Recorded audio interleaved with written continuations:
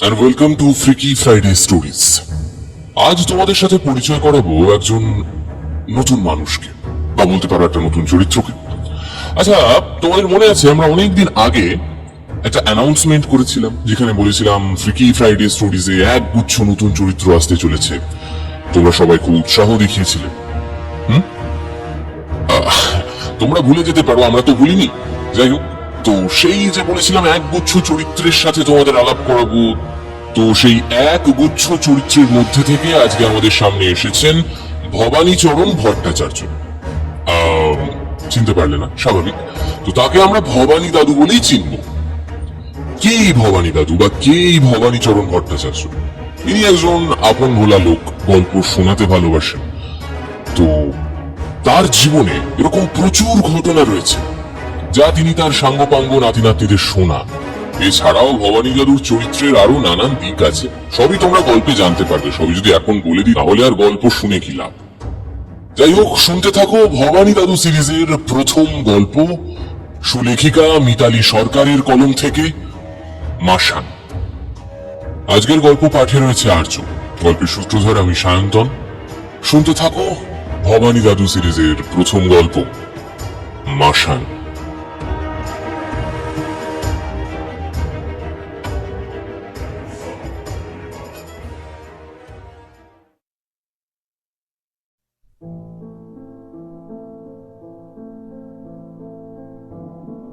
নীলু, গুলি, ভ্যাবলাই, নন্টে কেউই সেদিন স্কুলে আসেনি। তাই সেদিন বেশ মন খারাপ ছিল। সঙ্গী সাথীদের ছাড়া আমার একা একা স্কুলে যেতে ভালো লাগে না। তার উপর আজ আবার অঙ্ক না পারার জন্য শাস্তি স্বরূপ আমার প্রাপ্ত হয় মাস্টার মশাইয়ের বেতের বাড়ি। সবকিছু মিলিয়ে বেশ মন খারাপ করেই বাড়ি ফিরলাম। বাড়ি ঢুকতেই মা জানালো ভবানী দাদু এসেছে। এই ভবানী দাদু সম্পর্কে আমার বাবার প্রতিবেশী খুড়ো হন। পুরো নাম ভবানীচরণ ভট্টাচার্য। পেশায় উনি একজন ডাক্তার। বিভিন্ন গ্রামে ঘুরে ঘুরে রোগী দেখেন এবং নিজের ওষুধের গুণে তাদের আরোগ্য লাভ করান। ভবানী দাদুর সাথে আমার বাবার পরিচয় হয় আমরা হরিনাভি থাকার সময়। দাদু তখন মাঝে মাঝেই আসতেন আমাদের বাড়ি। বাবা যেহেতু ওনাকে খুড়ো বলে ডাকতেন, তাই সেই গুণে আমি ওনাকে দাদু বলেই ডাকি। ভবানী দাদুর একটা মস্ত বড় গুণ হলো উনি একজন তুখোর গল্পবাজ। তাই ভবানী দাদু এসেছে এটা শুনেই আমার মনটা এক নিমিষে ভালো হয়ে গেল। চট করে ব্যাগ রেখে হাত মুখ ধুয়ে পোশাক বদলে দৌড় দিলাম ভবানী দাদুর ঘরের দিকে। গিয়ে দেখি দাদু কিছু পুরনো পুঁথিপত্র নিয়ে বসে মনোযোগ সহকারে কিসব যেন দেখছেন আর বিড়ি খাচ্ছেন। ঘরের ভিতরে ঢুকেই আমি বললাম, কি গো দাদু, কখন এলে? কেমন আছো বলো? এসেছো যখন এত সহজে কিন্তু তোমায় ছাড়বো না। দাদু একটু হেসে বলল, ধীরে ধীরে বাপু, ধীরে। একসাথে এতগুলো প্রশ্ন করলে কোনটার উত্তর আগে দিই বল দেখি। সে তুমি তোমার মতো করে একটা একটা করে বলোই না। বলছি বলছি সব বলছি। আমি যখন এসেছি, হ্যাঁ, তা ওই ধর বেলা 12টা মতন তো হবে। একটু ভ্রু কুঁচকে বলল ভবানী দাদু। তা দাদু, এখানে এখন থাকছো তো কদিন? কদিন কি রে, এখন তো ভাবছি এখানেই থাকবো তোদের সাথে। কোথাও থেকে এরকম কোনো জরুরি তলব না এলে এখন আর অন্য কোথাও যাওয়ার ইচ্ছে নেই। ভবানী দাদুর তিন কুলে কেউ নেই, বিয়ে থাও করেন। এমনিতে ডাক্তারি সূত্রে আজ এই গ্রাম কাল ওই গ্রাম এমন ভাবেই ঘুরে বেড়ান। তাছাড়া উনি একটু ভবঘুরে প্রকৃতির মানুষ, তাই তেমন কোনো কাজ না থাকলে নিজেই বেরিয়ে পড়েন নতুন নতুন জায়গার উদ্দেশ্যে। তা তুই যেন কোন ক্লাসে পড়িস? আমায় জিজ্ঞেস করলো ভবানী দাদু। এই তো ক্লাস 7-এ। বাহ বাহ, বেশ বেশ। এর আগে তো তোকে যখন দেখেছিলাম তখন বেশ ছোট ছিলিস। সামনে টেবিলে রাখা পুঁথিগুলোর দিকে তাকিয়ে ভবানী দাদুর উদ্দেশ্যে বললাম, আচ্ছা দাদু, ওগুলো কি?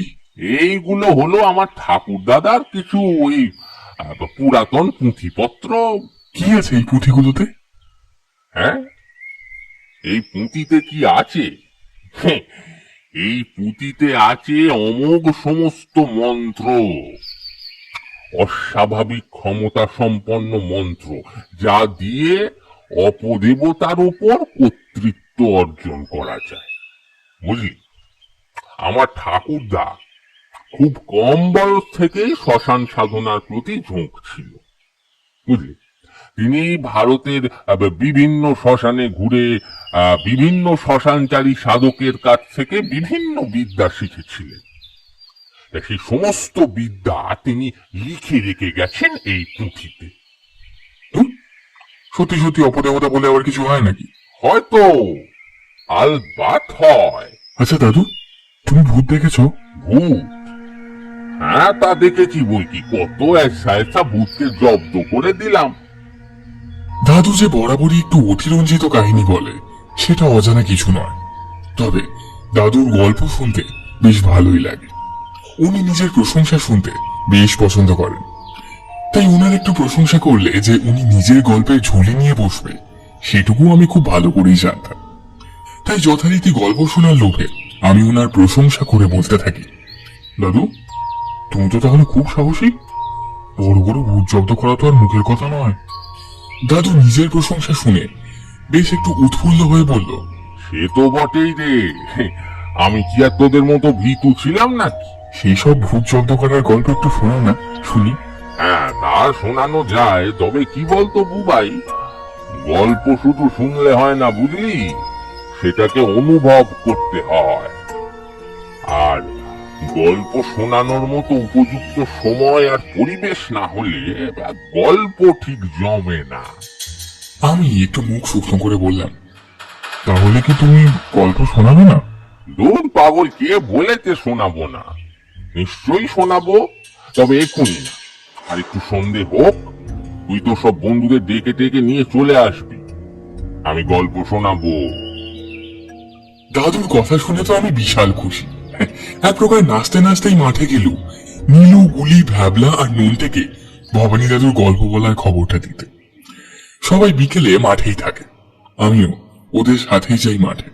কিন্তু আজ দাদুর সাথে কথা বলতে বলতে কখন যে বিকেল গড়িয়ে সন্ধ্যা হতে চলেছে তা খেয়ালই করিনি।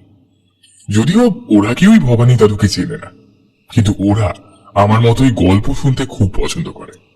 তাই গল্প শোনার মতো একটা লোভনীয় প্রস্তাব ওরা ফেরাতে পারবে না, সেটা আমি খুব ভালো করেই জানি। কিন্তু আমি যতক্ষণে মাঠে পৌঁছলাম ততক্ষণে মাঠ ফাঁকা। বুঝলাম সবাই আজ তাড়াতাড়ি বাড়ি ফিরে গেছে। তাছাড়া এমনিতেই হালকা হালকা শীত পড়া শুরু করেছে, বেলা ছোট হতে শুরু করে দিয়েছে, আর তাই জন্যই হয়তো সবাই তাড়াতাড়ি বাড়ি চলে গেছে। মাঠে কাউকে দেখতে না পেয়ে আমি নীলু, গুলি, ভ্যাবলা ও নন্টেকে ওদের বাড়িতে গিয়ে ডেকে আনতে চাই। আসার পথে ওদেরকে ভবানী দাদুর কথা বলি। সব শুনে নন্টে বলল, ধুর, ভূত বলে আবার কিছু হয় নাকি? তোকে তোর দাদু বানিয়ে বানিয়ে বললো আর তুইও বিশ্বাস করে নিলি। ওই সবই গল্প, বুঝলি? আরে আরে হোক না গল্প কথা, তাতে কি আছে? গল্প যদি বেশ জমকালো হয় তাহলে কিন্তু শুনতে মন্দ লাগে না, যাই বলিস, বলল গুলি। এবার আমি বললাম, আরে ঠিক আছে, চল চল, তাড়াতাড়ি চল, তাড়াতাড়ি পা চালা। বাড়ি পৌঁছে আমরা দেখি দাদু ইতিমধ্যেই বারান্দায় একটা মাদুর পেতে হ্যারিকেন নিয়ে বসে বিড়ি টানতে টানতে আমাদের জন্যই অপেক্ষা করছেন। তার সাথেই রয়েছে গরম গরম সিঙ্গারা আর জিলিপি। আমরাও গিয়ে বসলাম দাদুর পাশে। সামনে গরম গরম সিঙ্গারা আর জিলিপি দেখে আমাদের তখন জিভে জল আসার জোগাড়।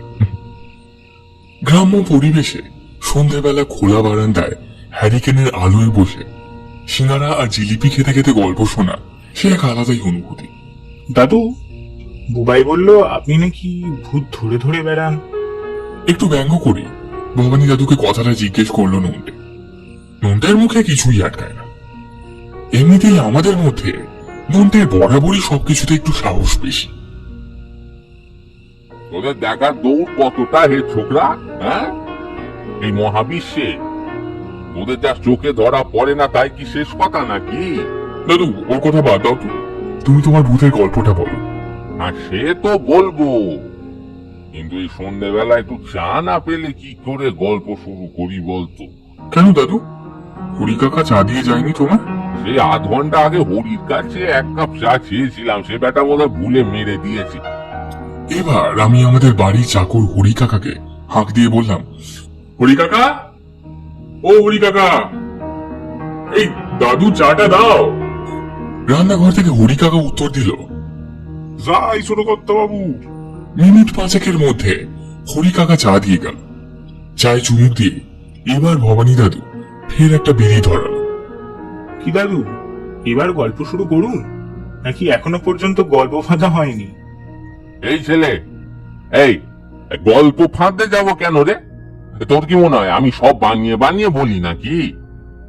নন্দের কথায় রেগে গিয়ে ভবানী দাদু বলল, না দাদু, তা কেন হতে যাবে? হ্যাঁ হ্যাঁ দাদু, তুমি শুরু করো। দাদু বিড়িটা শেষ করে বলতে শুরু করলো, হ্যাঁ, তো আজ যে ঘটনাটা বলবো সেটা প্রায় 20 বছর আগের কথা, বুঝলি। আমার ডাক্তারি জীবনের একেবারে প্রথম দিকের ঘটনা।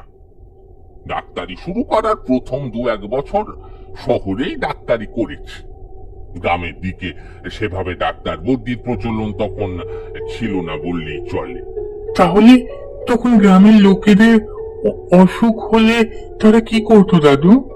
তখন তাদের অসুখ হলে ওই ঘরোয়া টোটকা ওই সবই কাজ হয়ে যেত। একান্ত বাড়াবাড়ি না হলে তারা ডাক্তার ডাকতো না। হ্যাঁ, তো তারপর যেটা বলছিলাম, ঘটনাটা ওই ধর 50-এর দশকের দিকে। সেদিন রুগী দেখতে একটু বেশি দেরি হয়ে যায়, তখন প্রায় রাত 8টা মতো বাজে। আমি সবে ডাক্তারখানা বন্ধ করে বাড়ির দিকে রওনা দেব, ঠিক এমন সময় বছর 40-এর এক ব্যক্তি রীতিমতো হুড়মুড়িয়ে এসে আমার সামনে পড়ল। ডাক্তারখানার ভেতরে ঢুকে আমার হাত ধরে ক্রমাগত বলতে থাকে, আমার মেয়েটাকে বাঁচিয়ে নেন বটে, ও ছাড়া মোদের আর কেউ নাই ডাক্তার বাবু। ওকে আপনি বাঁচিয়ে নেন, ওকে ছাড়া আমি মরে যাবো ডাক্তার বাবু। ওকে আপনি বাঁচান, ওকে আপনি বাঁচান বলেই কান্নায় ফেটে পড়ে লোকটা। আরে আরে আপনি শান্ত হন, শান্ত হয়ে বসুন আগে। এনিন একটু জল খান। টেবিলে রাখা জলের গিলাসটা লোকটার দিকে বাড়িয়ে দিয়ে বললাম। এক নিঃশ্বাসে পুরো গ্লাসের জল শেষ করে তিনি ফের কান্নায় ফেটে পড়েন। ওনার হাত থেকে গ্লাসটা নিয়ে আমি বললুম, আহা কি মুশকিল, এত কাঁদবেন না। কি হয়েছে আপনার মেয়ের সেটা বলুন। আমাকে না বললে আমি কি করে বুঝবো? না কেঁদে কি হয়েছে সবটা আমাকে খুলে বলুন তো দেখি। লোকটা এবার কান্না থামিয়ে বলল, মোর একটাই মাত্র মেয়ে বটে। সেবা করে 10 বছর বয়স হলো ডাক্তার বাবু। খুব ছটফটে আর হাসি খুশি মোর মেয়েটা। তবে এই প্রায় 1 সপ্তাহের উপর হবে মেয়েটা জ্বরে ভুগছে। প্রথম 3-4 দিন ঘরোয়া উপায়ে জ্বর সারানোর চেষ্টা করেছিলাম বটে, তবে 5 দিনের মাথায়ও জ্বর সারছে ক্লাই দেখে গ্রামের এক বৌদিকে দেখাই। প্রথম দিন তিনি এসে জড়িবুটি দিতে জ্বর কিছুটা সেরেছিল বটে। সেদিনই মেয়েটা মুড একটু উঠে বসে। আমার স্ত্রী বৌদি মশাইয়ের কথা মতো ওরে বেলার দিকে একটু ভাত খাওয়ায়। তবে খাবার কিছুক্ষণ বাদেই মেয়ের মুখ সে কি বমি, আর তারই সাথে পাল্লা দিয়ে ধুম জ্বর। ফের বৌদি মশাইকে ডেকে পাঠাই। উনি এসে ওষুধ দিতে বমিটা বন্ধ হয় বটে, কিন্তু জ্বর কিছুতেই থামে ক্লাই। উনি টানা 2 দিন ধরে চেষ্টার কোনো শেষ রাখেন নাই, কিন্তু অনেক চেষ্টা করেও কোনো লাভটা হয় নাই বটে। চিন্তায় চিন্তায় মুদের খাওয়া ঘুম সবই মাথায় উঠেছে। ওর মায়ের মুখের দিকে তাকান যাচ্ছে ক্লাই বটে। আমার ভাই তো এই শহরেই থাকে। ওর মুখে আপনার নাম তো অনেক শুনেছি বটে। সারা কলকাতায় নাকি আপনার মতো ডাক্তার আর একটাও লাই। বাবা দাদু, এ তো বিশাল বড় ব্যাপার। কলকাতার বাইরে প্রত্যন্ত গ্রামেও কিনা আপনার মতো ডাক্তার কলকাতায় আর একটাও নেই। আচ্ছা দাদু, কলকাতায় কি তখন কেউ ডাক্তারি করতো না? হ্যাঁ নন্টে, তোর কি মনে হচ্ছে রে আমি কি সব বানিয়ে বলছি না বাড়িয়ে বলছি? নাকি তোর মনে হয় যে আমি ভালো ডাক্তার নই? হ্যাঁ, তো এবার শোন। এরপর লোকটা রীতিমতো আমার দুটো হাত চেপে ধরে কাঁদতে কাঁদতে বলল, আপনি আপনি মোর সঙ্গে চলেন বটে ডাক্তার বাবু। মোর মেয়েটাকে আপনি বাঁচিয়ে ডাক্তার বাবু। কাঁদবেন না, আমি নিশ্চয়ই যাব আপনার সাথে। আপনার মেয়ের আমি কিছু হতে দেব না, আপনি চিন্তা করবেন না। আপনি দয়া করে কাঁদবেন না। ওনাকে খানিকটা সান্ত্বনা দিয়ে শান্ত করে জিজ্ঞাসা করলাম, আপনার বাড়ি কোথায়? মানে কলকাতা থেকে আপনাদের গ্রাম কত দূর? তা উনি বললেন, মু থাকি নিশ্চিন্তপুর গ্রামে। কলকাতা থেকে মুদের গ্রাম অনেক দূরে বটে। তখনকার দিনে এখনকার মতো এত যানবাহন ছিল না, তাই কলকাতা থেকে বহু দূরে একটা গ্রামে যাওয়া মানে সে একদিনের ব্যাপার। তাই পরের দিন সকাল সকাল বেরোবো বলে ঠিক করে ফেলি। সেই দিন রাতের বেলা উনি আমার বাড়িতেই কাটালেন। রাতে খাওয়া দাওয়ার পর আমি আমার প্রয়োজনীয় সমস্ত জিনিসপত্র আর কিছু পোশাক আমার সাথে করে নিয়ে নিই। পরের দিন সকাল সকাল আমরা যাত্রা করি নিশ্চিন্তপুরের উদ্দেশ্যে। আগের দিন রাতে ওই ব্যক্তির শারীরিক ও মানসিক দুই অবস্থাই ভালো ছিল না বলে বেশি কিছু জিজ্ঞাসা করে আর ওনাকে বিরক্ত বোধ করাইনি। তবে পরের দিন সকালে আমি ওনার সাথে যাওয়ায় ওনার মনোবল বৃদ্ধি হয়েছে তা আমি ভালোই টের পেয়েছি। যাত্রাপথে ওনার সাথে আলাপ পরিচয়টা সেরে ফেলি। বারবার ওনাকে দীর্ঘশ্বাস ফেলতে দেখে বুঝতে পারি যে উনি কিছুটা আশ্বস্ত হলেও চিন্তামুক্ত হতে পারেননি। ওনাকে জিজ্ঞেস করলাম, কলকাতা থেকে আপনাদের গ্রামে যেতে তাও মোটামুটি কতক্ষণ সময় লাগবে? তাও ধরেন 12 ঘন্টা মতো তো বটেই। মুরা যেহেতু সকাল সকাল রওনা দিছি, তাতে করে সন্ধ্যার মধ্যে পৌঁছাই যাবো। আচ্ছা বেশ, তবে আপনার নামটা তো জানা হলো না মশাই। লোকটা একটু লজ্জিত বোধ করে আমায় বলল, মাফ করবেন বটে, আসলে মেয়েটার চিন্তায় আপনাকে মোর নিজের পরিচয়টাই দিতে ভুলে গেছি বটে। না, আচ্ছা, এটাই তো স্বাভাবিক। এত ছোট একটা বাচ্চা এভাবে কষ্ট পেলে বাবা মায়ের যে চিন্তা হবে সেটা তো স্বাভাবিক। এবার লোকটা বলতে লাগলো, হ্যাঁ ডাক্তার বাবু, মু তো তাও মনোবলটা ধরে রেখেছি। আর মোর স্ত্রী তো খাওয়া ঘুম সব ছেড়ে সারা দিন রাতে মেয়ের পাশেই বসে আছে আর সমানে ভগবানকে ডেকেই চলেছে। কিন্তু ওর ভগবান যে ওর কথা কানে লিখছে ক্লাই বটে। এই বলে উনি একটা দীর্ঘশ্বাস ফেললেন। আমি ওনাকে একটু আশ্বস্ত করে বললাম, চিন্তা করবেন না, দেখবেন সব ঠিক হয়ে যাবে। আমি ঠিক সুস্থ করে তুলবো আপনার মেয়েকে। এখন একমাত্র আপনি মোর ভরসা বটে ডাক্তার বাবু। এই বলে লোকটা খানিকক্ষণ চুপ থেকে তারপর নিজের পরিচয় দিলেন। মোর নাম কমল শঙ্কর বারিক আছে বটে। মু নিশ্চিন্তপুর গ্রামের মোড়ল আছে। গ্রামের সবাই মুখে খুব সম্মান করে। মোর বাপ ঠাকুরদার আমল থেকে মোরা বংশ পরম্পরায় এই গ্রামের মোড়ল হয়ে আসছি। মোর জীবনে সজ্ঞানে কোনো পাপ কাজটা করে ক্লাই বটে, কিন্তু জানি না মোর কোন পাপে আজ মোর মেয়েটার এমন শাস্তিটা পেতে হচ্ছে। ভগবান মোর কোন পাপের শাস্তি মোর মেয়েটাকে দিচ্ছে, কি আছে উনার মনে কিছুই জানি লাই বটে ডাক্তার বাবু, জানি লাই। বলতে বলতে কেঁদে ফেললেন কমল বাবু। আমি ওনার মনের অবস্থাটা খুব ভালোভাবেই বুঝতে পারছি, কিন্তু সেই মুহূর্তে আমার ওনাকে শুধুমাত্র সান্ত্বনা দেওয়া ছাড়া আর কিছুই করার ছিল না। যতক্ষণ না পর্যন্ত আমি গ্রামে পৌঁছে ওনার মেয়েকে দেখতে পাচ্ছি। দাদু, আপনি কি ওই কমলবাবুর মেয়েকে সুস্থ করতে পেরেছিলেন? কি হয়েছিল ওনার মেয়ের? কমলবাবুর মেয়ে জ্বরের কারণ কি কোনো ভূত ছিল নাকি? এক নিঃশ্বাসে দাদুকে প্রশ্ন করে গেল ভ্যাবলাই। দাদু একটু হেসে বলল, আরে রোশো বাপু, রোশো তো দেখি। গল্প শুনতে গেলে ধৈর্য হারালে চলবে না, আগেই বলে দিচ্ছি। ধৈর্য ধরে ধীরে ধীরে গল্প শুনতে হয়, তবেই না গল্প শোনার আসল মজা। এই বলে ভবানী দাদু ফের বলতে আরম্ভ করলো। কমলবাবু খানিকক্ষণ চুপ থেকে বললেন, জানেন ডাক্তার বাবু, মেয়ের সুস্থ হওয়ার জন্য হেন মন্দির তো নাই যে পুজো দিলাই। অনেকে বললো যে অপদেবতার দৃষ্টি পড়েছে, সেই জন্য শান্তি স্বস্তিক পুজোটাও করিয়েছি। গাঁয়ের সবচেয়ে বড় পদ্মীকে দেখিয়েছি, তাও কোনো ফল তো পাইলাই। মেয়ের জ্বর কিছুতেই সারে লাই। কথা বলতে বলতে আমরা যখন নিশ্চিন্তিপুর গ্রামে পৌঁছই তখন সন্ধে হয়ে গেছে। গ্রাম পুরো নিশ্চুপ। গ্রাম্য এলাকা, তার উপর আজ থেকে 20 বছর আগের কথা।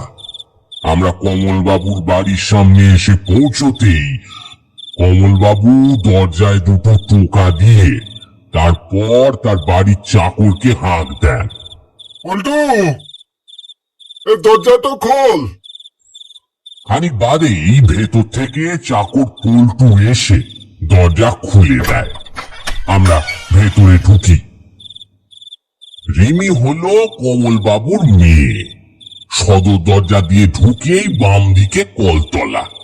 পল্টু আমাদের হাত ধোয়ার জল, হাত পা মোছার জন্য গামছা সবই জোগাড় করে রেখেছে।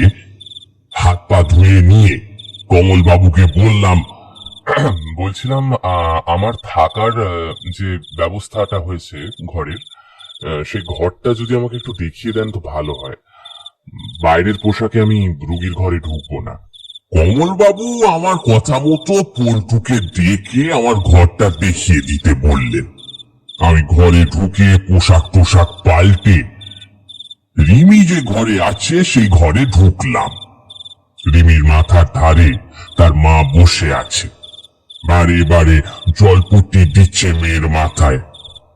আমাকে ঘরে ঢুকতে দেখে কমলবাবু তার স্ত্রীকে বললেন, এবার ওঠো শকুন্তলা, ডাক্তার বাবু এসেছেন বটে, উনাকে রিমিকে দেখতে দাও। আমাকে দেখেই সঙ্গে সঙ্গে শকুন্তলা দেবী আমার পা দুটো ধরে কাঁদতে কাঁদতে বললেন, আপনি মুদের শেষ ভরসাটা বটে। আপনি মোর মেয়েটাকে বাঁচাই দেন ওরে। ও ছাড়া যে মোর আর কেউ লাই, ডাক্তার বাবু, কেউ লাই। ওর কিছু হলে মোর বাঁচবক লাই। ওরে বাঁচান ডাক্তার বাবু, বাঁচান। আমি শকুন্তলা দেবীকে বললাম, এ কি, ছি ছি ছি, কি করছেন আপনি? এভাবে আমার পা ধরে পা বাড়াবেন না। আপনি শান্ত হন, শান্ত হন। আমি দেখছি আপনার মেয়েকে আমি সুস্থ করার দায়িত্ব নিচ্ছি। আমি তো বলছি, আপনি শান্ত হন। উঠুন। এই বলে আমি থার্মোমিটারটা বের করে রিমির শরীরের তাপমাত্রাটা মাপলাম। রিমির গায়ে তখন 104 জ্বর, কপাল যেন আগুনে পুড়ে যাচ্ছে। আমি শকুন্তলা দেবীকে জিজ্ঞেস করলাম, আচ্ছা, রিমির শরীরে এখনো পর্যন্ত কি উপসর্গ লক্ষ্য করেছেন? ও প্রথম দিকটায় জ্বরটা আসছিল যাচ্ছিল বটে, তখন এই ঘরোয়া টোটকায় ব্যবহার করি জ্বর সারানোর জন্য। তারপর জ্বর সারছে গলাই দেখে বদ্যি ডাকি, কিন্তু বদ্যি মশাইয়ের ওষুধও কাষ্ট হয় নাই বটে। মাঝে কয়েকবার বমিও করেছিল, তবে বদ্যি মশাইয়ের ওষুধ খেয়ে বমিটা বন্ধ হলেও জ্বর সারে নাই। মাঝে মাঝে কাঁপুনি দিয়া জ্বর বাড়ছে মেয়েটার। আচ্ছা, আমি দেখছি। বলে এগিয়ে গিয়ে রিমির মাথার ধারে গিয়ে বসলাম। রিমির পালস চেক করে জ্বর দেখে ও তার মায়ের কাছ থেকে সব শুনে যা বুঝলাম, এটা সাধারণ জ্বর নয়। দাদু ফের বলতে লাগলো, রিমিকে ভালো করে পর্যবেক্ষণ করার পর বুঝতে পারলাম ওর ম্যালেরিয়া আছে। এইরকম কিছু একটা হবে আন্দাজ করেই ছিলাম অবশ্য, তাই সাথে করে ম্যালেরিয়ার ওষুধও নিয়ে গেছিলাম। রিমিকে প্রথমে একটা ইঞ্জেকশন দিয়ে ওর বাবা মাকে বললাম, চিন্তার কিছু নেই, আপনাদের মেয়ে কয়েকদিনের মধ্যেই সুস্থ হয়ে যাবে। আমি নিজে এখানে থেকে ওর চিকিৎসা করব। কেমন? আমার কথা শুনে কমলবাবু ও শকুন্তলা দেবী অনেকটা আশ্বস্ত হলেন। রাতে খাওয়া দাওয়া করে আমি নিজের ঘরে এসে শুয়ে পড়লাম। পরের দিন বেশ সকাল সকালই উঠে পড়লাম। কাল কমলবাবুর বাড়িতে পৌঁছতে সন্ধে হয়ে যাওয়ায় অন্ধকারে সেভাবে বাড়িটা বুঝতে পারিনি। আজ সকালে বাড়িটা ভালোভাবে দেখলাম। একতলা বাড়ি, তবে বিশাল বড়। কিছু না হোক কম করে 8টা ঘর, সাথে একটা রান্নাঘর, একটা বসার ঘর, আর বেশ বড় একটা সুন্দর বারান্দা। এক কথায় বলা যেতে পারে কমলবাবু বেশ সচ্ছল মানুষ। সকালবেলা উঠে দেখলাম পল্টু বারান্দা ঝাঁট দিচ্ছে, কমলবাবু দালানে পাতা তক্ত বসে বসে তামাক টানছেন, শকুন্তলা দেবী ঠাকুর ঘরে বসে পুজো জোগাড় করছে। কিছুক্ষণের মধ্যেই ঠাকুর মশাই আসবেন নিত্য পুজো করতে। আমি কমলবাবুর পাশে গিয়ে দাঁড়াতেই উনি বললেন, আরে ডাক্তার বাবু, এত সকাল সকাল উঠে পড়েছেন আপনি? সকাল সকাল আর কই মশাই, 7টা বেজে গেছে। তা দাঁড়িয়ে কেন, বসুন। আমি বসতেই তিনি আমায় বললেন, আপনি মানুষটা ভগবান আছেন বটে। কাল আপনি ইঞ্জেকশনটা দেওয়ার পর মেয়েটা চোখ খুলে তাকিয়েছে। আমরা বসে কথা বলছিলাম, এমন সময় একজন লোক, দাদাবাবু, দাদাবাবু গো, দাদাবাবু, দাদাবাবু, আমার সর্বনাশ হয়ে গেল গো দাদাবাবু, আমার সর্বনাশ হয়ে গেল।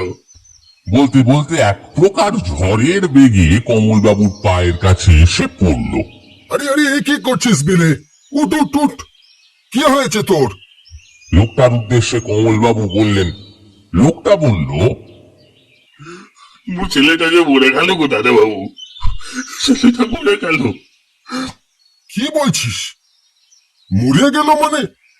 কি করে? কি হয়েছিল বিশুর? জিজ্ঞাসা করল কমলবাবু।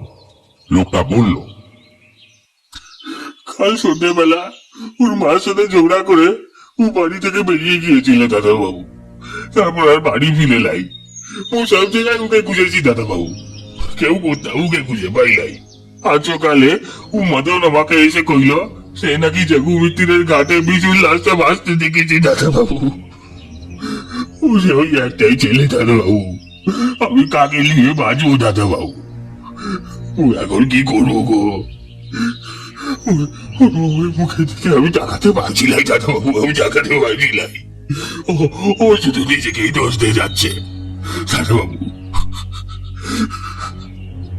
ও, বিশু তাইলে হয়তো কাল রাতের ঝগড়ার জন্য আত্মহত্যা করেছে। না না না না দাদাবাবু, না।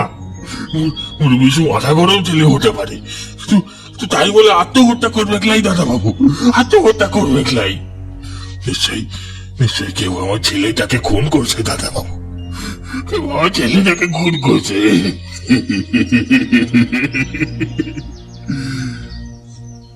ঠিক আছে, তুই যা, আমি দেখে নিচ্ছি। লোকটা যেতে আমি পুরো ব্যাপারটা জানতে চাইলাম। কমলবাবু বললেন, ও হলো বিলে, ও দিন মজুরের কাজ করে। ওর ছেলে বিশু এমনিতে ভালো ছেলে হলেও একটু রকচটা স্বভাবের। দোষের মধ্যে হলো মাঝে মাঝেই জুয়া খেলে, আর তাতেই রোজগারের সব টাকাটা উড়াইয়া দেয়। আর সেই জন্যই বাড়িতে প্রায়ই ঝগড়া অশান্তি লেগে থাকে ওদের। সেসবের মীমাংসা করতে যেতেও হয়েছে মুখে বহুবার। তাহলে হয়তো আত্মহত্যাই করেছে। হ্যাঁ, হতেও পারে। যাই হোক, বেলা একবার যেতে হবে মুখে বিলের বাড়ি। ওর ছেলের শেষ কৃত্যের ব্যবস্থাটা করার মতো ওদের কোনো লোকজন লাই, তিন কুলে ওদের কেউ লাই। দেখি পাড়ার কিছু ছেলে পিলে নিয়ে গিয়ে শেষ কৃত্যের ব্যবস্থা করে দিয়ে আসবো। বেলার দিকে খাওয়া দাওয়া সেরে কমলবাবু বেরিয়ে যান। আমি বেলায় রিমিকে ওষুধ দিই, শকুন্তলা দেবীকে বলি রিমিকে একটু গরম ভাত খাইয়ে দিতে। তারপর আমিও বিশ্রাম নিতে চলে যাই ঘরে। ঘরে গিয়ে যে কখন ঘুমিয়ে পড়েছি নিজেও জানি না। ঘুম যখন ভাঙলো তখন প্রায় বিকেল হয়ে গেছে। মুখে চোখে একটু জল দিয়ে থার্মোমিটারটা নিয়ে রিমির জ্বর মাপতে গেলাম। রিমির শরীরের তাপমাত্রা তখন মোটামুটি ওই 100 ডিগ্রির কাছাকাছি। রিমির জ্বর সারছে আর রিমি একটু একটু করে সুস্থ হচ্ছে দেখে শকুন্তলা দেবীর বিবর্ণ মুখটা তখন একটু একটু করে উজ্জ্বল হয়ে উঠছে। আমি শকুন্তলা দেবীকে বললাম, ভয়ের আর কোনো কারণ নেই, দুদিনের মধ্যে রিমি একদম সুস্থ হয়ে যাবে। কমলবাবু যখন বাড়ি ফিরলেন তখন প্রায় সন্ধে হয়ে গেছে। বাড়িতে ঢুকতেই শকুন্তলা দেবী তাকে খবর দিলেন রিমি ধীরে ধীরে সুস্থ হচ্ছে। কমলবাবু হাত মুখ ধুয়ে পোশাক টোশাক পাল্টে আগে গেলেন রিমির কাছে। রিমির কাছে গিয়ে রিমি ধীরে ধীরে সুস্থ হচ্ছে দেখে উনি যেন বুকে বল পেলেন। আমার কাছে এসে আমার হাত দুটো ধরে বললেন, ডাক্তার বাবু, আপনি সত্যি ভগবান বটে। আপনার জন্য আজ মোর মেয়েটা সুস্থ হয়ে উঠছে। আরে না না, তেমন কোনো ব্যাপার নয়। আমি আপনাকে কথা দিয়েছিলাম আপনার মেয়েকে সুস্থ করার দায়িত্ব আমার, তাই সেই কথা আমি রেখেছি, ব্যাস। কমলবাবু পল্টুকে আমাদের জন্য 2 কাপ চা বানাতে বললেন। আমি আর কমলবাবু দালানে গিয়ে তক্ত বসে বসলাম। আমি একটা বিড়ি ধরিয়ে সবে 2 টান দিয়েছি, এমন সময় হঠাৎ দরজায় টোকা পড়ল। সাথে সাথে এক মাঝবয়সী পুরুষ কণ্ঠ শোনা গেল, মোড়ল মশাই, বাড়ি আসেন। কমলবাবু গিয়ে দরজা খুলতেই সেই লোকটা ভেতরে ঢুকল। কমলবাবু বললেন, এ কি শঙ্কর, তোমার চোখ মুখ এমন লাগছে কেন? সব ঠিক আছে তো? কোনো বিপদ আপদ হয় নাই তো? ভেতরে প্রবেশ করা শঙ্কর নামক লোকটা একটু চিন্তিত স্বরে বলল, আর বলবে ক্লাই মোড়ল মশাই, বড় বিপদে পড়ে মোর আপনার কাছে এই রাতের বেলায় ছুটে আসা। কেনে? কি হয়েছে শঙ্কর? খুলে বলো তো সব ব্যাপারটা। আজ মুদের খাওয়া দাওয়া সারতে বিকেল হয়ে যায়। তারপর ঘরের সব কাজ সেরে সন্ধ্যেবেলা মোর বউ বাসন মাজতে গিয়েছিল যোগু মিত্রের ঘাটে। অনেক দেরি হচ্ছে, তাও ফিরছে ক্লাই দেখে আমি ঘাটে যাই, কিন্তু ওখানে কোথাও মোর বউরে মুখ দেখতে পাইলাই। সারা গ্রাম তন্ন তন্ন করে খুঁজেছি মোড়ল মশাই, একটা জায়গাও বাদ দিলাই, কিন্তু কিন্তু কোথাও ওরে খুঁজে পাইলাই। ঠিক আছে ঠিক আছে, তুমি এখন বাড়ি যাও, আমি দেখছি বটে ব্যাপারটা। আমি কিছু লোক পাঠাচ্ছি, তারা খোঁজ নিবে বটে। এখন বেশি চিন্তা করলাই, যাও যাও বাড়ি যাও। কমলবাবু লোকটা ভারী দয়ালু এবং কর্তব্যপরায়ণ মানুষ। শুধু নামেই মোড়ল নন, বরং গোটা গ্রামের প্রতি ওনার যে গুরু দায়িত্ব সেটা উনি অক্ষরে অক্ষরে পালন করেন। কি হলো দাদু, থামলেন কেন? বলল ভ্যাবলাই। আর দাঁড়া দাঁড়া, আগে একটা বিড়ি ধরিয়ে নি। সে কখন থেকে বিড়িটা শেষ হয়ে গেছে। এই বুবাই, হরিকে আরেক কাপ চা দিয়ে যেতে বলতো, একটু গলা না ভেজালে আর গল্প যে বেরোচ্ছে না। এই বলে দাদু তার বিড়ির প্যাকেটটা বের করে আর একটা বিড়ি ধরালো। আমিও দাদুর নির্দেশ মতোই হরি কাকাকে দাদুর জন্য আরেক কাপ চা দিয়ে যেতে বললাম। প্রায় 10 মিনিটের মাথায় হরি কাকা চা দিয়ে গেল। নাড়া, আগে গলাটা একটু ভেজাই বাবা, তারপর আবার বলা শুরু করব। এই বলে দাদু চায়ে চুমুক দেয়। চায়ে চুমুক দিয়ে দাদু আবার জিজ্ঞেস করে, কিরে, তোদের সবার গল্প কেমন লাগছে? নুনটে বলে, এতক্ষণ ধরে আপনার ভূত ধরার কাহিনী শুনবো বলে কখন থেকে বসে আছি হাঁ করে, কিন্তু ভূত তো দূর, এখনো পর্যন্ত ভূতের টিকিরও হদিশ পেলাম না। বলছি দাদু, আদতে এই গল্পে ভূত আছে তো? দাঁড়া দাঁড়া বাপু, তোদের তো দেখছি ধৈর্য খুব কম। সবুরে মেওয়া ফলে কথাটা শুনেছিস তো? একটু সবুর কর না। প্রথমেই যদি ভূতের কথা বলে দিস শুনতে ভালো লাগবে, সব ঘটনা বললে তারপর তো বুঝবি। হ্যাঁ দাদু, তুমি শুরু করো। দাদু আবার গল্প বলা শুরু করলো। হ্যাঁ, তো কোথায় ছিলাম যেন? ও হ্যাঁ, মনে পড়েছে। তো তখন কমলবাবুর কথা শুনে শঙ্কর বাড়ি চলে গেল। কমলবাবু পুরো গায়ে শঙ্করের বউকে খোঁজার জন্য লোক পাঠিয়ে দিলেন, কিন্তু তাও কোথাও শঙ্করের বউকে খুঁজে পাওয়া গেল না। পরের দিন সকাল সকাল খবর এলো যোগমির তীরের ঘাটে শঙ্করের বউকে পাওয়া গেছে।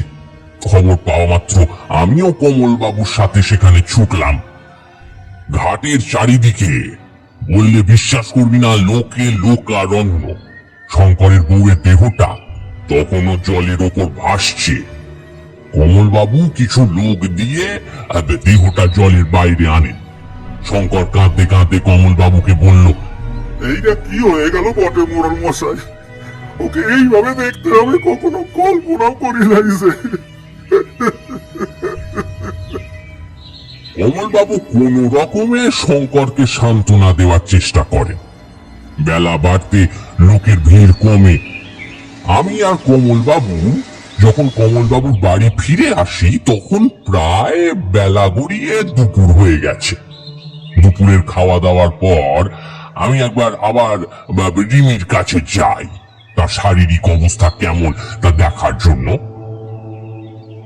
ঘরে ঢুকতেই দেখলাম যে শকুন্তলা দেবী রিমির মাথা ধরে বসে আছে, মেয়ের মাথায় হাত বুলিয়ে দিচ্ছেন। আমি ঘরে ঢুকতেই উনি বললেন, জ্বরটা লাই বটে ডাক্তারবাবু, এখন আগের থেকে মেয়েটা অনেক সুস্থ আছে বটে।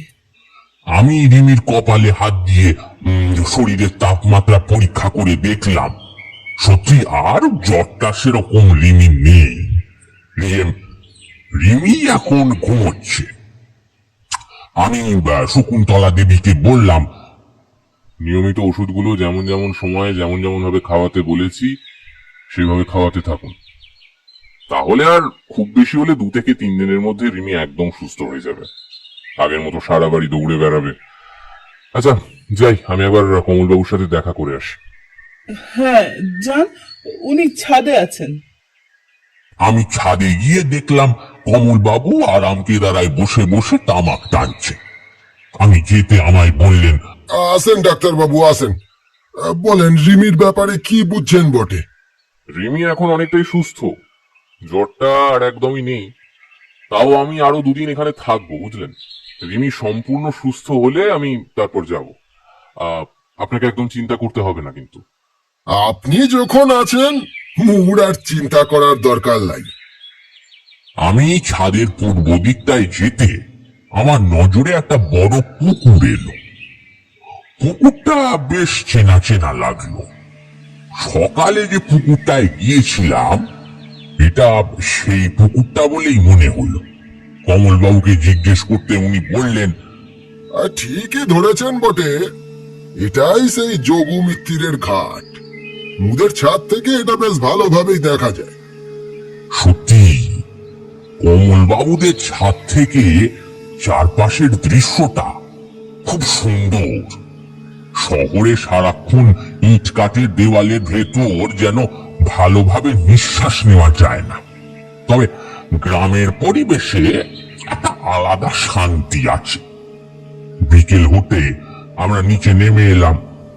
সন্ধ্যে থেকে রাত অব্দি আমরা বেশ ভালোই আড্ডা টাড্ডা দিলাম। সেদিন বেশ শরীরটা ক্লান্ত লাগছিল, তাই তাড়াতাড়ি শুয়ে পড়লাম। পরের দিন ঘুম থেকে উঠতে একটু দেরি হলো আমার।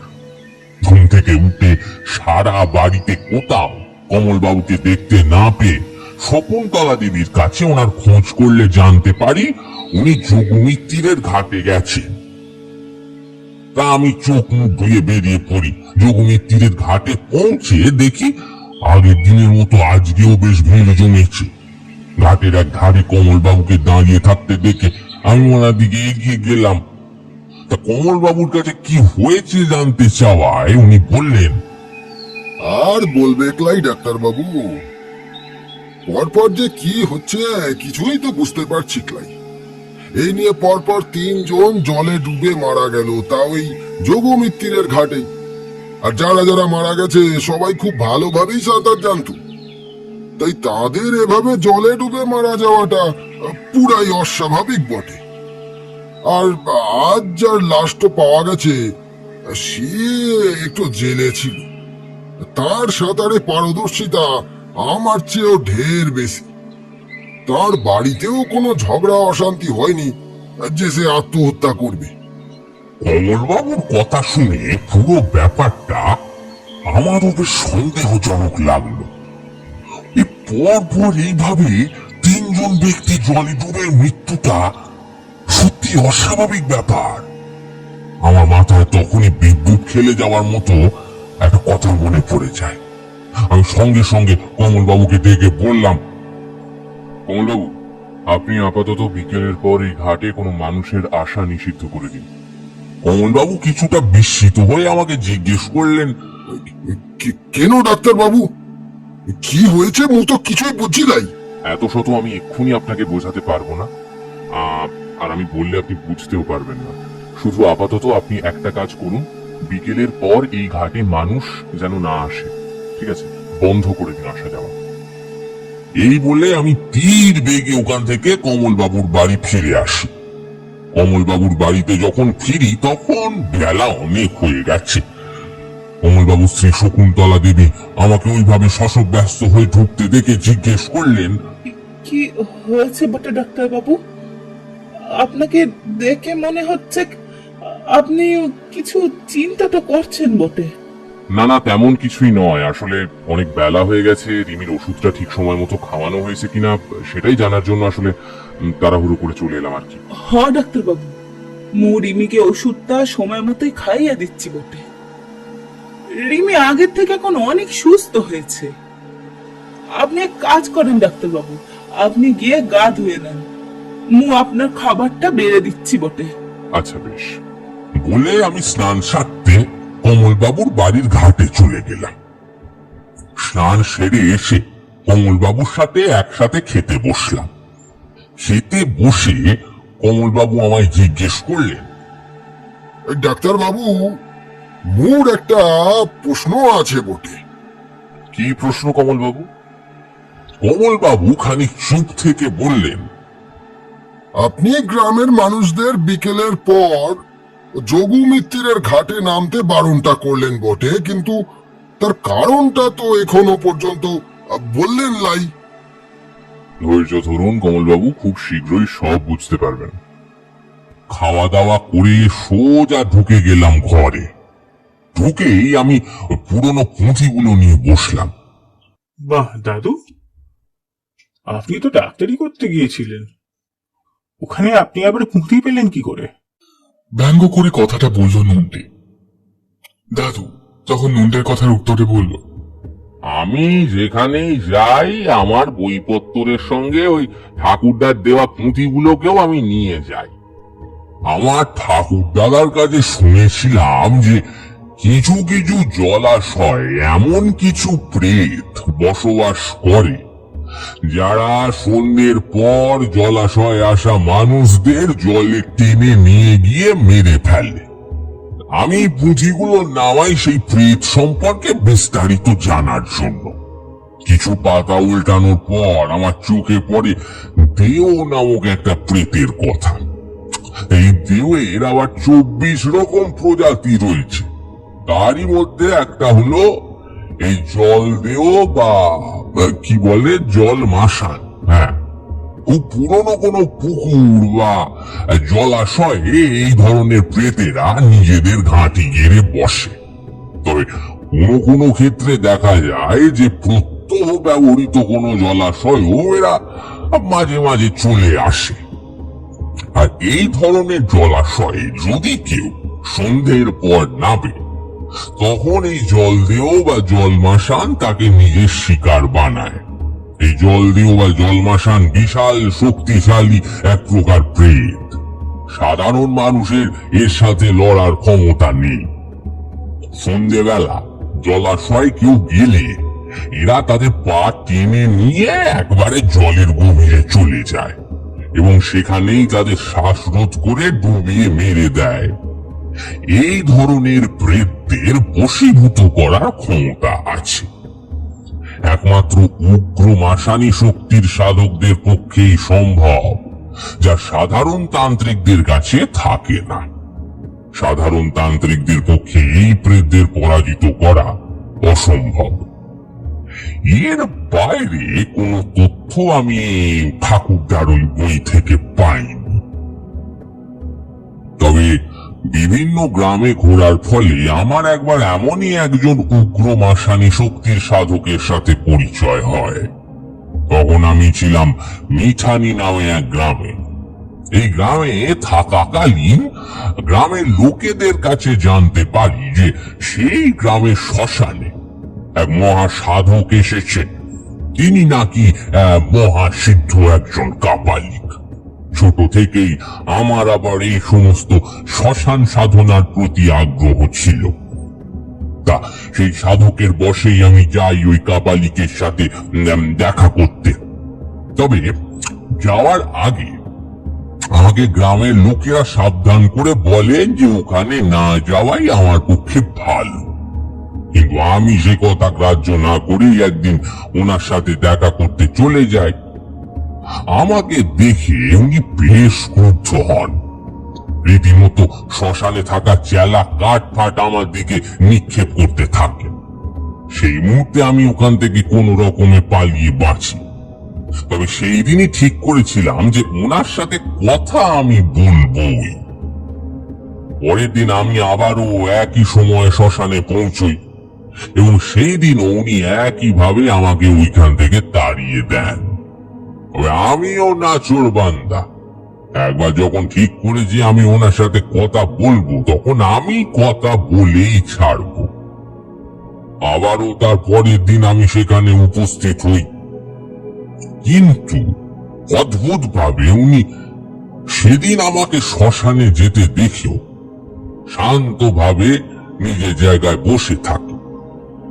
আমি প্রথমটা খুব ভয় ভয় এগোই। একটু এগোতে উনি জয় মা বলে চিৎকার করে ওঠেন। তারপর আমার দিকে তাকিয়ে বলেন, এদিকে আয় বেটা।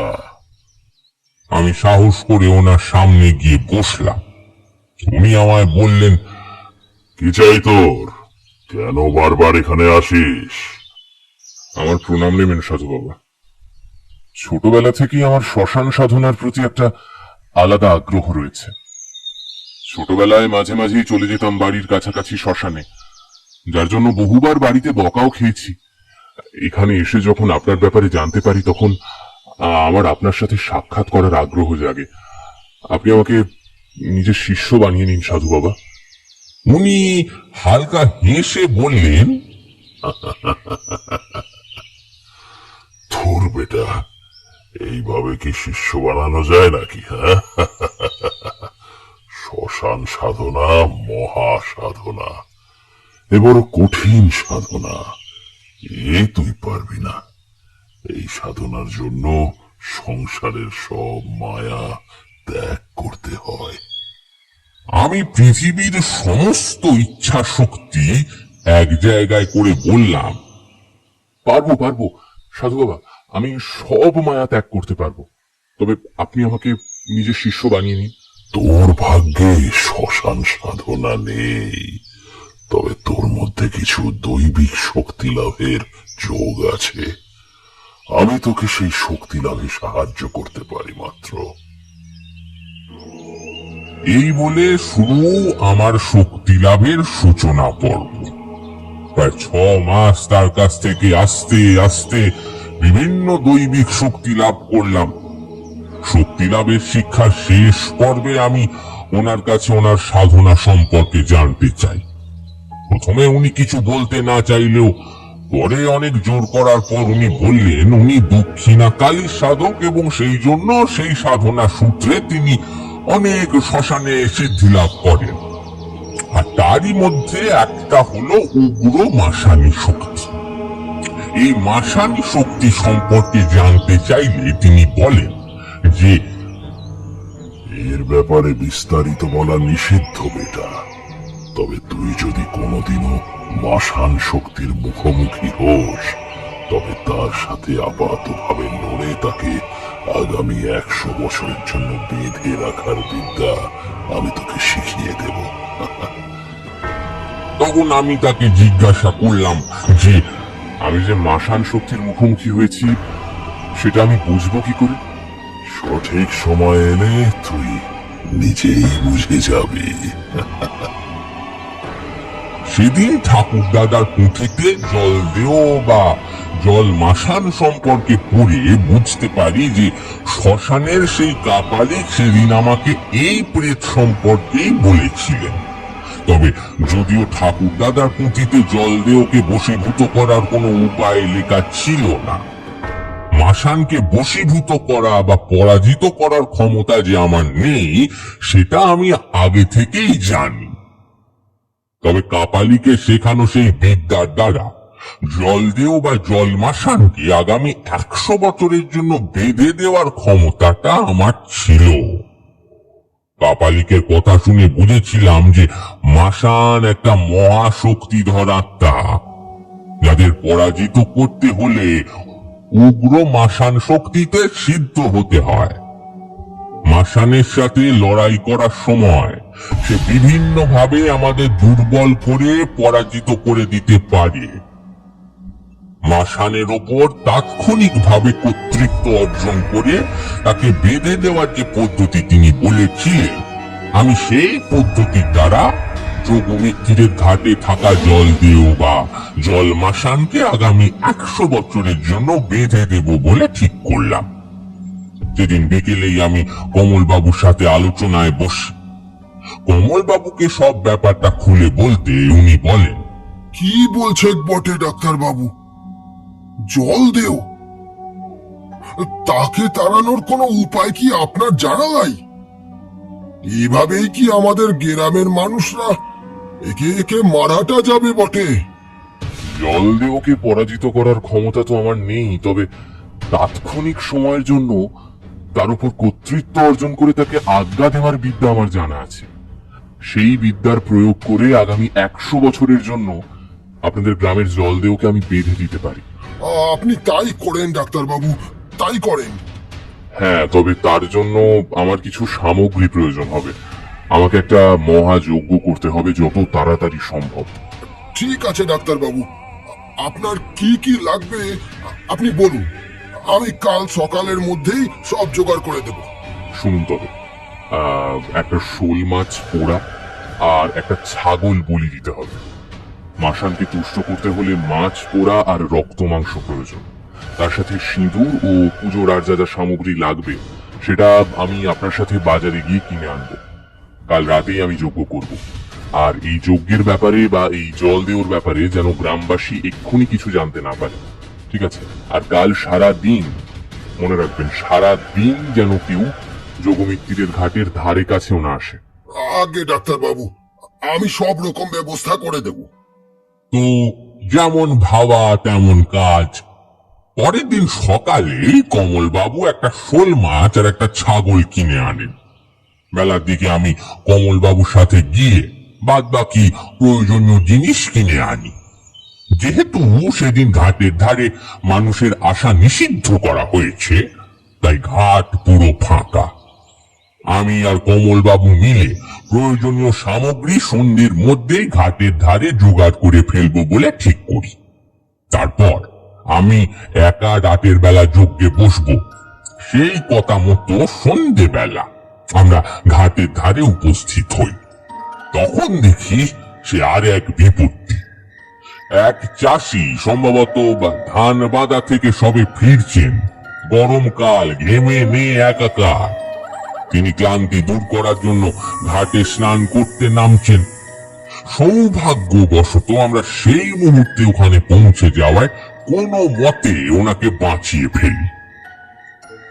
রাতের বেলা আমি যজ্ঞে বসলাম, যদিও সেই অর্থে মাসানকে পরাজিত করার মতো মহাযজ্ঞ করার সাধ্য আমার নেই। প্রথমেই মন্ত্র পড়ে জলাশয়ের চারধার বেঁধে দিলাম। তারপর মাসানকে ডাকার জন্য যজ্ঞ শুরু করলাম, কিন্তু শুরুতেই হয় বিপত্তি। হঠাৎ থেকে গাছপালা চিরে ঝোড়ো হাওয়া এসে যজ্ঞের আগুন প্রায় নিভিয়ে দেওয়া জোগাড় করে। আমি জানি এসব জলমাসানের ক্রিয়াকলাপ। আসলে সে চাইছে না আমি এই যজ্ঞ করে তাকে দমিয়ে রাখি। তবুও যজ্ঞ আমি থামালাম না, ঘি ঢালতে লাগলাম অনর্গল। প্রকৃতির সাথে লড়াই করে এইভাবে যজ্ঞ চলল আরো বেশ খানিকক্ষণ। মন্ত্রপাঠ প্রায় শেষের পথে। এমন সময় অনুভব করলাম কেউ যেন আমার মুখ চেপে ধরার চেষ্টা করছে। এদিকে ভুল মন্ত্রোচ্চারণ হলে বা মন্ত্রোচ্চারণ বন্ধ হলে ভীষণ বিপদ। সাথে বাতাসও তার জোর বাড়িয়েই চলেছে। তবু আমি জোর করে মুখ খুলে মন্ত্র পাঠ করে চলেছি, কিন্তু তার পরক্ষণেই মনে হলো আমার মুখ সম্পূর্ণ বন্ধ হয়ে আসছে। সেই হাতটা আমার মুখের ওপর থেকে একটুও সরছে না। এমন অবস্থায় মন্ত্রপাঠ কিছুটা বিরত থাকল। আমি ছটফট করতে লাগলাম। তার হাতটাকে আমি অনেক চেষ্টা করেও আমার মুখের থেকে সরাতে পারলাম না। মনে মনে ভাবলাম এইভাবে বেশিক্ষণ চলতে থাকলে আমি চিরতরে বোবা হয়ে যাব। কষ্টে আমি ওই জায়গাতে শুয়ে পড়লাম। কাউকে যে চিৎকার করে ডাকবো সেই উপায়ও নেই তখন। অনেক চেষ্টা করেও কিছুই করতে পারলাম না। এইভাবেই বুঝি আমাকে সারা জীবনের জন্য বোবা হয়ে যেতে হবে। হঠাৎ আমার মাথায় একটা বুদ্ধি ছেড়ে গেল। অনেক কষ্টে উঠে বসলাম এবং যজ্ঞের একটা জ্বলন্ত কাঠ তুলে দিলাম পেছনের দিকে ঘুরিয়ে। মুহূর্তের মধ্যে তার হাতের বাঁধন থেকে আলগা হলাম, কিন্তু যজ্ঞ ছেড়ে পালালাম না। আবারও মন্ত্রপাঠ করতে শুরু করলাম। আবারও মন্ত্রপাঠ শুরু করতে যাব এমন সময় আরেকটা প্রচন্ড শীতল বাতাস এসে শরীরটাকে রীতিমতো কাঁপিয়ে তুলল। থক থক করে কাঁপতে কাঁপতে যজ্ঞ চালিয়ে যেতে লাগলাম। যজ্ঞ শেষ হতে না হতেই পুকুর থেকে এক বিভৎস রকমের আওয়াজ ভেসে এলো। সেদিকে তাকিয়ে দেখলাম পুকুরে জল উতাল পাতাল শুরু করেছে। মনে হচ্ছিল জল ছাপিয়ে উঠে চারিদিক প্লাবিত হয়ে যাবে, আর হলো তাই। সেই জলে যজ্ঞের আগুন নিভে গেল। দূরে বেশ কটা শিয়াল ডেকে উঠল ছন্দ মিলিয়ে। ঝুঝি পোকার ডাক তখন আর নেই। অন্ধকারে জল কতদূর গড়ালো সেটা ঠিক টের পেলাম না। শোল মাছটা আগে থেকেই পুড়িয়ে রেখেছিলাম। আমি জানতাম এরকম জাতীয় যদি অঘটন ঘটে তখন আর সেটা পুরানো সময় বা পরিস্থিতি কোনোটাই পাওয়া যাবে না।